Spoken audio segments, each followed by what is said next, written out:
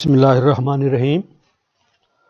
I welcome you to this video in which I am going to explain the relationship between compensated and uncompensated demand curves and functions.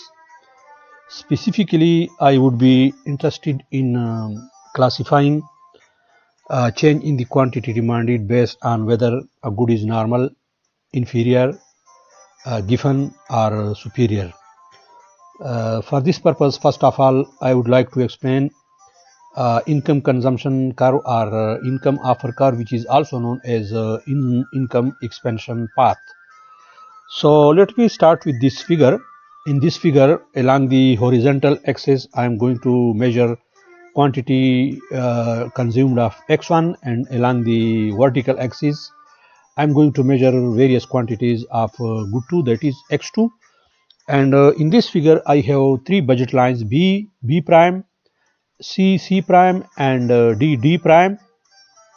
Similarly, I have three indifference curves, and these various indifference curves and budget lines have point of tangencies presented by points like E, R, and S.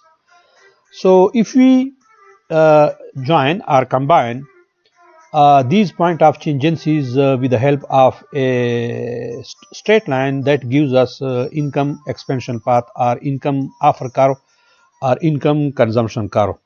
And we can define this path as the path connecting various optimal consumption bundles, showing how an economic agent changes his or her quantity demanded of various goods as his income changes and prices remain the same.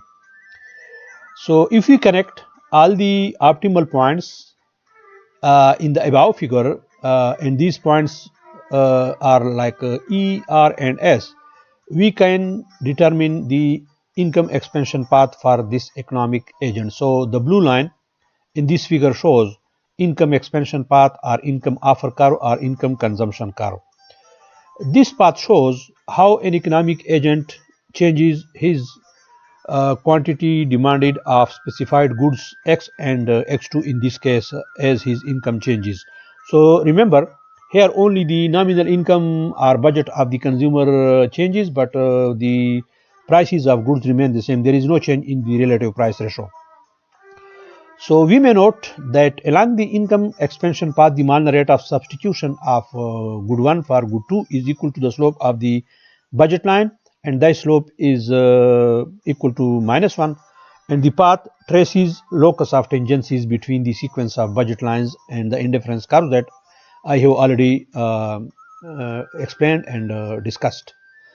Let me also explain price consumption path or price offer curve, and it is here in this figure.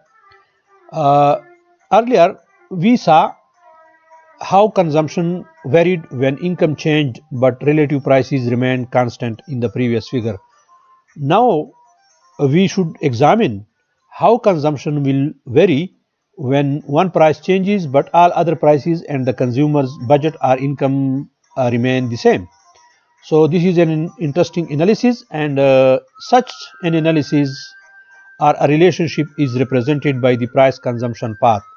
And this is the price consumption path. This curve, this blue curve, shows price consumption path. This shows how quantity demanded of x1 changes as price of good changes, but price of y or price of x2 and the budget of the consumer remains the same. The curve representing how consumption will vary when one price changes but all other prices and consumers' income remain constant. This is clear from this figure. When the price of good X decreases, so that B star is the relevant budget line, the optimal bundle for our agent moves from point E to point G. That is, the consumer moves. This is the initial budget line. But if price of X1 decreases, then the new budget line is B star. So the consumer moves from point E to point G, where the indifference curve is tangent to the new budget line here at this point. Similarly, if instead the price of good X increased so that B double star, so that B and B double prime is the relevant budget line, then the optimal bundle, a consumption bundle for our economic agent moves from point E to point F. That is, in this case, if price decreases, price of X1 increases, then the consumer will move from point E to F. Where again the tangency condition holds, but this time the new budget line is tangent to a lower indifference curve. And if we join all the 3 points F, E and G with the help of a curve, that curve is known as a price consumption path or price consumption curve or price offer curve. So this is how we trace the price consumption path for the economic agent. In this slide, I would like to explain what is the relationship between the slope of the demand curve and the type of good. Suppose the good is normal, then what will be the slope of the demand curve? Whether it will be negatively sloped or positively sloped or horizontal or vertical. So let us explain that with the help of this. If a good is inferior, then in that case the income and substitution effects will work in opposite direction. So the substitution effect of a decline in the price of good X1 causes an increase in the demand for the good, the move from E to G. So let us suppose in this figure this budget line is the original budget line, and this is the original indifference curve I1, and this is the point of tangency. So let us suppose that the price of X1 declines from the previous level to the new level. This will cause an increase in the quantity demanded of the good, and the budget line will rotate outward so that the new budget line is B and B star. So now this time the new budget line is tangent to the new indifference curve I2 at point F. So this movement, this is the final quantity demanded, but let us suppose that we want to adjust the consumer income so that the consumer is consuming only I1. Then the movement from E to G is the substitution effect, but since here real income effect is negative, so the this movement from G to F is known as the income effect, and the movement from E to G is the substitution effect, and the movement from E to F is the total or price effect. So this means that here in this case X1 is inferior good. It's not normal. It's not normal good, but still the demand curve will be downward sloping, because with price increase the final quantity has increased from this level to this level.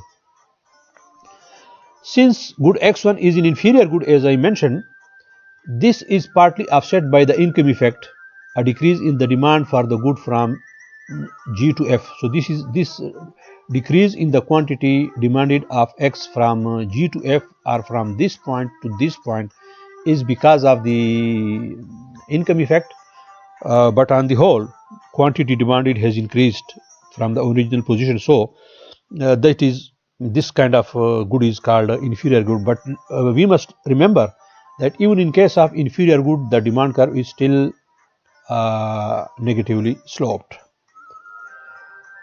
So as I mentioned, on the whole the demand curve is still downward sloping. We will call a good whose demand curve is downward sloping a normal good. So still X1 is a normal good, although it's still inferior, but it's still a normal good. Keep in the mind that such a good can be either a superior or an inferior good. So it means that in case of downward sloping demand, when the good is normal, it could be either a superior or an inferior good. So this was the case of a normal good in which good x1 is an inferior good. We can also analyze the situation in which a normal good is a superior good, and that can be shown with this figure. Again, this was the original equilibrium position, but then the price decreased, and this was the final quantity. So again, this is the substitution effect. The movement from E to G is the substitution effect, whereas the movement from G to F is the income effect, and the movement from E to F is the total effect or price effect. So the quantity demanded of x1 increases from this point to this point. So this is price effect or total effect. Since both the due to substitution effect the quantity increases, similarly due to positive real income effect the quantity demanded of x1 increases. So this is known as a superior. It's normal and superior. Here it's normal, but it's an inferior good, and this is the demand curve for the normal good. It is downward sloping or negatively sloped demand curve. So an inferior good and superior good. Let me now discuss what will be the slope of the demand curve when the good is known as a Giffen good. Demand curves need not slope downward always. There may be a situation in which the demand curve may be positively sloping. It may not be downward sloping always. So that is an exceptional case. Clearly, if we see the previous figure in the previous slide, if the income effect had overpowered the substitution effect, the net result would have been a decrease in the consumption of good x1 when its price fell. This situation would lead to an upward sloping demand curve, and here it is the case of a given good. When the price of x has decreased and the budget line has rotated outward, the final demand or quantity demanded of x1 has actually decreased than even in the original quantity demanded before the price decrease. So in this case the price has gone down, but the quantity has also gone down. So here the relationship is positive, and it would produce a positively sloped demand curve. So any good with an upward sloping demand curve is called a Giffen good, as I mentioned earlier. To see how much or how such a demand curve occurs, we may look at the above figure that I just explained. The decline in the price of x1 causes a decline in the demand for the good because the substitution effect is more than offset by the income effect. So it means that the negative real income effect has completely overpowered or overweighed the substitution effect, and the final quantity demanded of x1 is less than the original quantity demanded of x1, which when price was high and now price is lower and the quantity has gone down. So this produces an upward sloping demand curve, and in this case good 1 or x1 is a Giffen good. So when looked at in terms of good x1 alone, this reaction means a declining of the demand for good x1 as its price falls, and this produces an upward sloping demand curve where the good is a Giffen good. So such a reaction would produce an upward sloping demand curve. Any good with such a demand curve is a Giffen good. So in this case, in our case, good x1 is a Giffen good, and that is why its demand curve is positively sloped or upward sloping. We may also try to identify normal goods and Giffen goods. So as I mentioned, there is a slight difference. So in this table we see here this is type of good. So we may have normal good or a Giffen good. Regarding the substitution effect will always be opposite to price change, whether it is whether the good is normal or whether the good is given. Even in case of the given good, the substitution effect is converse to the price change. If price decreases, quantity will increase, and if price increases, quantity demanded of a good will increase in. So this is opposite change in the quantity demanded and price change. Here again, for the normal good, the relationship between price change and quantity demanded is opposite. But it depends upon the income effect to classify whether a good is superior or inferior, whether the good is given or just an inferior. So the good is either superior or inferior in case of a normal good, but with an income effect that is less powerful than the substitution effect. So when the real income effect is negative, but it is less powerful than the substitution effect, then the good may be either inferior or superior. In the previous diagram, we saw that it was inferior and normal good, and on the left hand side it was a superior good. But in the previous slide, we showed that the demand curve for the given good was positively sloped, and that good is inferior, but the income effect is so powerful in case of a given good that it completely offset the substitution effect. It is more than completely offset or completely overweighing the substitution effect. And in case of decrease in the price, the final quantity demanded is less than the original quantity demanded. And in case of increase in price, the final quantity will be greater than the original quantity. So this is how we classify goods into normal and given and superior and inferior good. Finally, a note of caution regarding compensated and uncompensated demand curves in this figure. Compensated demand functions are also known as Higgsian demand functions, and it is a hypothetical demand curve in which the consumer's income is adjusted as the price changes so that the consumer's utility remains at the same level, and the consumer is compelled to consume on the original and difference curve. For example,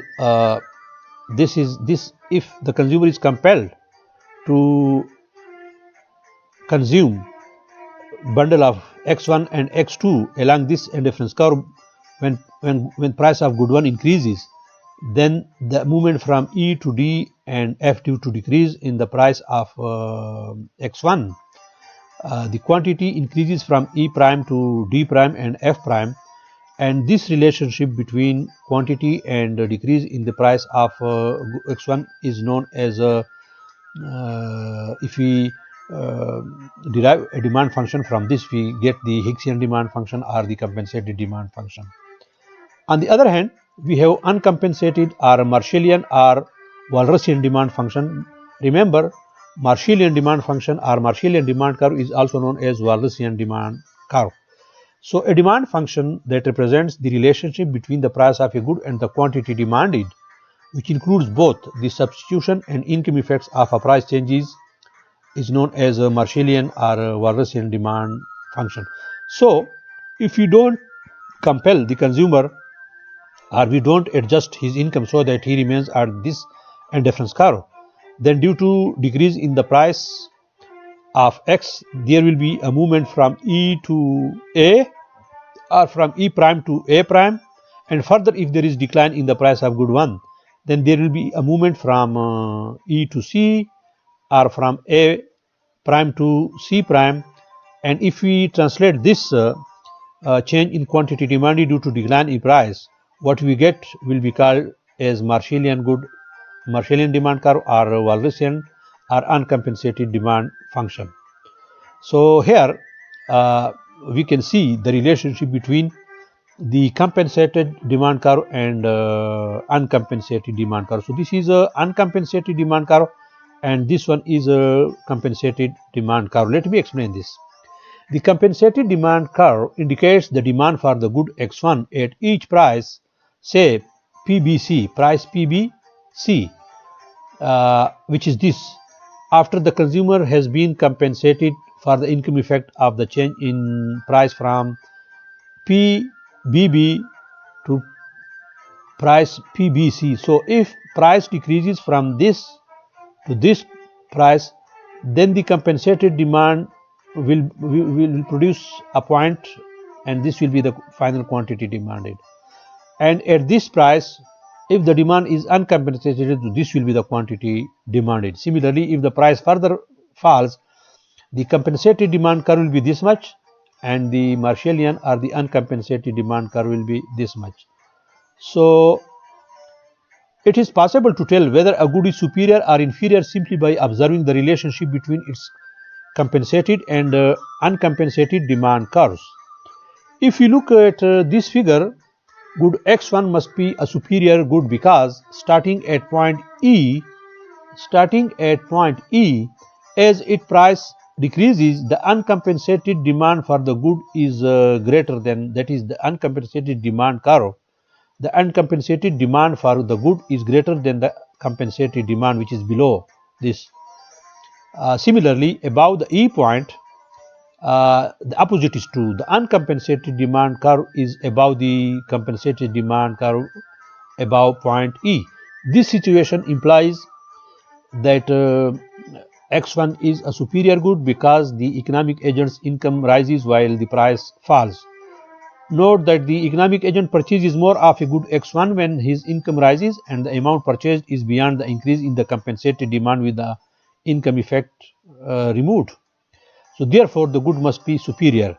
As I mentioned earlier, the opposite is true of a price increase above price PB prime. So beyond this point, if the price is greater than price PB prime, then the compensated demand curve will be lower than the uncompensated. The uncompensated demand curve will be lower than the compensated demand curve. So this whole is the uncompensated, and this one is the compensated demand curve. So to the right of E, uncompensated demand is above the compensated. To the left of E, compensated demand is greater than the uncompensated demand curve. So ladies and gentlemen, this is very interesting and a very thought-provoking analysis of the relationship between compensated and uncompensated demand functions and the effects on quantity demanded of a good based on whether the good is inferior, normal, superior, or a given good. I hope you like this. Kindly subscribe to this channel and don't forget to click on the bell icon so that you will get regular notifications about my other videos that I'll upload for you. Thanks for watching this video. Kindly subscribe this channel and share its various videos in various WhatsApp groups so that this could reach to the maximum possible number of people for free. Thank you very much and see you